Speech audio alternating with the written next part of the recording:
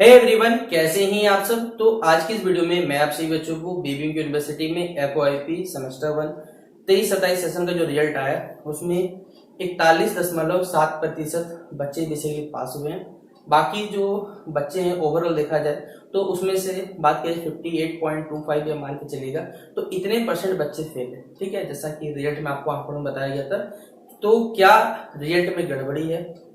या आप सभी बच्चों ने बेसिकली जो कॉपी में मार्क्स जो कॉपी में क्वेश्चन पेपर लिखे थे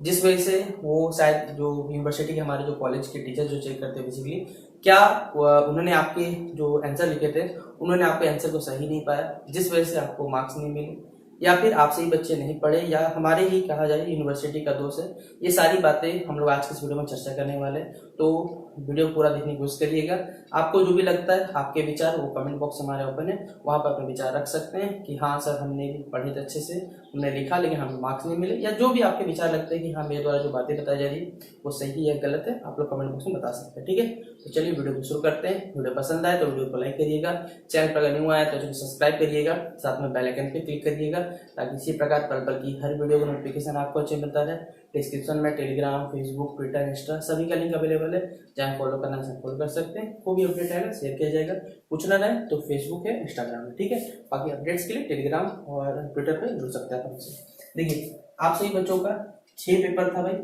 मेजर, माइनर, एमडीसी, एईसी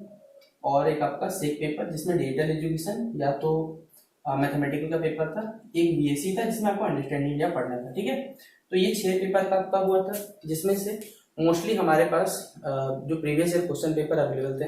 गड़बड़ होता है पता क्या कुछ बेसिक कहा जाए तो भाई हमारे यूट्यूब में कुछ कचरे फैले हुए हैं, उनको भी कभी न कभी साफ जरूर करेंगे। उन लोग क्या करते हैं, मेजर, माइनर, एमडीसी कोई कॉलेज का यूनिवर्सिटी का नाम नहीं लिखेंगे और वीडियो अपलोड करते हैं, बस यही गलती होता है सबसे बड़ा। शॉर्ट्स में हमने देखे भाई बहुत सारे कंटेंट ऐसे अपलोडेड है, यूनिवर्सिटी कॉलेज का नाम नहीं पता, बस सेमेस्टर 1 का है,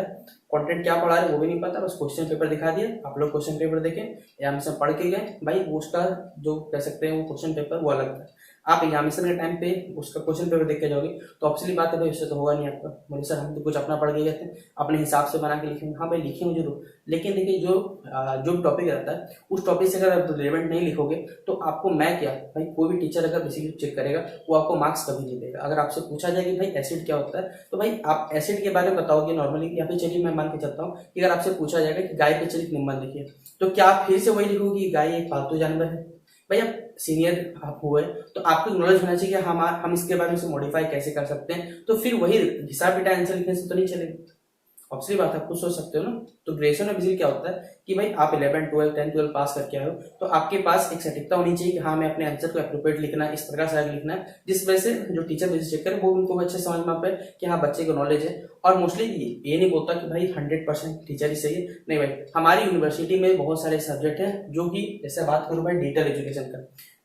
डिजिटल एजुकेशन का सिलेबस भले दिया हुआ है, पढ़ाने टाइम कोई कॉलेज भाई कुछ नहीं पढ़ाता, मैं तो खुद बोलता हूँ कोई कॉलेज कुछ नहीं पढ़ाएगा, आपको खुद पढ़ना है। तो मार्केट में जो भी कंपनी गेस्ट पेपर है भाई वो अपना मोनोपोली चला रही है जिस वजह से उनके कंपनी के चलिए गेस्ट पेपर भेज जाते हैं। अब गेस्ट पेपर तो उन्होंने कंपनी भेज दिया, थ्योरेटिकल भेज दिया, आ जाता है एग्जामिनेशन ऑब्जेक्टिव, बच्चे फंस जाते हैं क्योंकि ऑब्जेक्टिव में आप कितना भी पढ़ लीजिए ना आपका गलत होना संभावित है, और वही होता है हमेशा, चाहे वो अंडरस्टैंडिंग इंडिया का पेपर हो चाहे डिजिटल एजुकेशन पेपर हो। मैथमेटिकल देखिए फिर भी क्या चीज, क्योंकि वहां मैथ्स के क्वेश्चन आते हैं, मैथ्स के क्वेश्चन को जब तक आप सॉल्व नहीं करिएगा तो आप नहीं बता सकते, तो वहां पर एक चीज बच जाता है। और अंडरस्टैंडिंग की बात करें तो ये भी सिलेबस इतना भास्ट है लेकिन सोच नहीं सकते भाई, बहुत बड़ा टॉपिक है, पूरा ऑल ओवर जीएस को कवर करता है, और इतना बड़ा जीएस को कवर करने के लिए बताइए मतलब आपको बोला जाए तो भाई एक एसएससी का बेसिक प्रिपरेशन कर रहे हो, कम से कम 50% पार्ट उसका कवर कर रहे हो, तो भाई उतना बड़ा सिलेबस को कवर करने बच्चों को समय लगेगा। ये बात यूनिवर्सिटी सोचना चाहिए कि हाँ आपका जो अंडरस्टैंडिंग पेपर है, जैसे विनोबा भाभी करता है, विनोबा भाभी क्या करता है, ये जो एग्जामिनेशन है ये थ्योरेटिकल नहीं रहता है,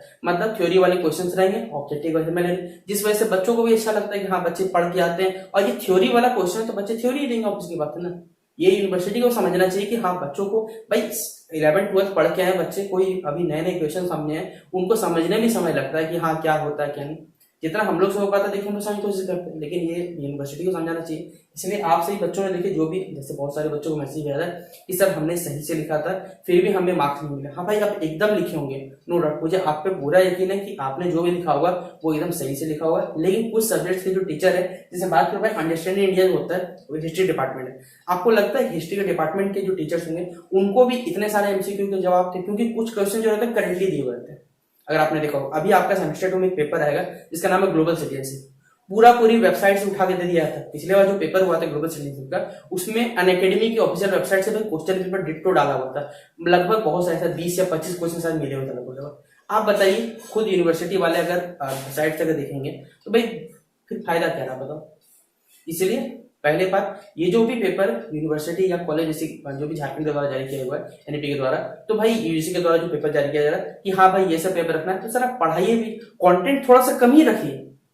जिसमें से बच्चे भी तो पढ़ पाएंगे। क्योंकि हम लोग देखिए बेसिकली क्या है कि हम लोग जितना हो सकता है भाई पूरा अपना एफर्ट पूरा 100%, लेकिन बच्चे आप लोग बच्चे भी एफर्ट नहीं देते जिस वजह से आपका रिजल्ट खराब होता है।